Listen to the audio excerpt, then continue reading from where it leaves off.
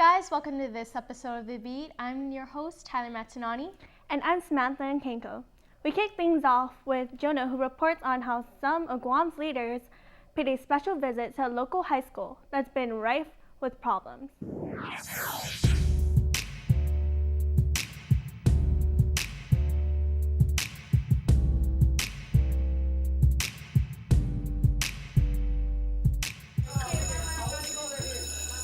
Simon Sanchez High School, a place of learning filled with moments and memories, but also classrooms with no form of ventilation, ceilings with leaks, missing tiles and broken lights, and even restrooms that can't be used due to unspeakable horror. The students of the Leave Your Mark class of 2014 had had enough, and the result of this? The Walk in the Shoes of a Shark event. I was joined by two Leave Your Mark leaders, Mary L.V. and Derek E., to tell us more about the eventful day ahead. How long did it take to actually prepare for this? It actually took 1 week. We just sat down with all the leaders and we just planned it out. This isn't the first year of Leave Your Mark. What made you guys want to actually go out and target the government to actually come in and observe the problems of Sanchez? Well, because they've been promising us for a new school and we can't wait forever. So we wanted to take action and we wanted them to experience what it feels like to go to Sanchez every day. So here we are, with our challenge. With coming to the school and having lunch with the students, the special guests also had to experience one period in a classroom. What are you expecting for their period as a Simon Sanchez Shark? We just hope that they notice all the problems with the building structure and what Simon A. Sanchez students go through every day. They're forced to learn here. The teachers can't do anything about the aircon or the leakings. I just hope that our elected leaders and superintendents notice how bad the building structure is here.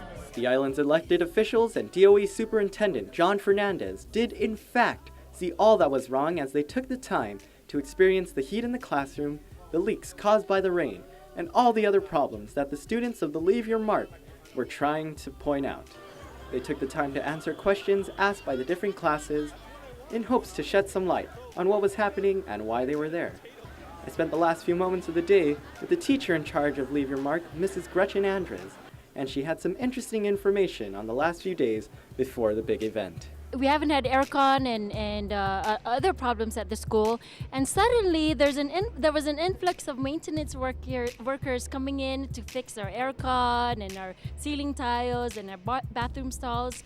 So we have seen more repairs than in the last year in one day. I don't know what it is. I think the noise that we've been making is enough, that these people are coming in to make that necessary repairs. This is all student run, all student driven. The students have come to the point where they're frustrated.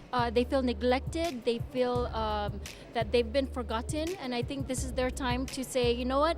Whoever's supposed to be responsible for this, start taking accountability for whatever is supposed to be given to us. And what do you hope this does for the future of Sanchez and its future Sharks?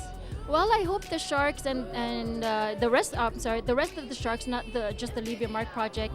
I hope they make it a point that, they have to take ownership of their school and not to just wait for things to happen. Own your school.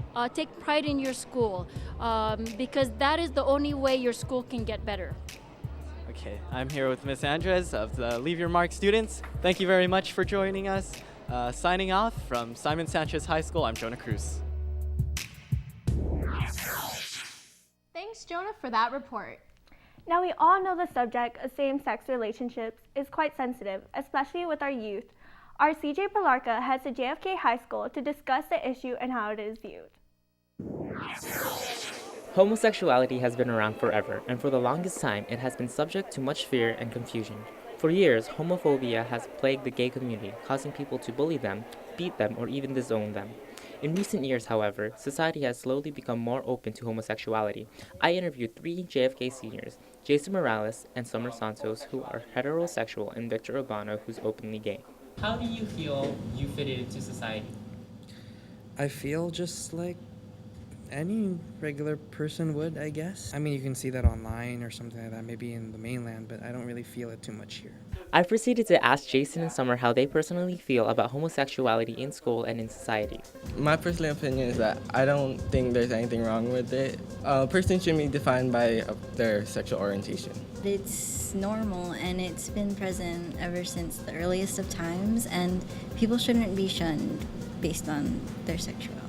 Despite Summer, Jason, and Victor's attitudes towards homosexuality, the rest of society has different perspectives.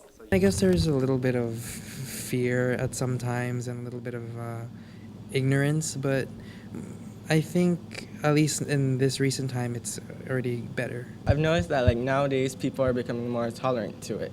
People now are more tolerant towards the homosexuals than before, but there are always that handful that are uncomfortable or they shun them. And there's always going to be that handful. Even with this progress toward tolerance, Victor says he has still been victim to bullying and homophobia. Well, I mean, I guess in my early childhood years, but everyone's kind of just immature, they don't really know any better, but if you're talking about like recently, no, not really. Reporting for The Beat, I'm CJ Plarka. Thanks, CJ. Sad to his story, a survey conducted by the Human Rights Campaign showed that 92% of lesbian, gay, bisexual, and transgender teenagers had experienced negative things about their sexual orientation. The survey found LBGT teens felt they had to hide who they are in order to fit in with their group, family, or community. What helps is if you have someone to talk to you about the confusing things that go with growing up. That person can be a relative, a close friend or sibling, or a school counselor. The bottom line is to find someone comfortable or knowledgeable to talk to, someone who respects you and you can be open with. For more, visit kidshealth.org. Stay tuned because when we get back, Stephanie showcases some students from St. John's with all the right moves. Plus, see who takes us into DNA for this month's fashion tip. That's right, stay tuned, we're back after this.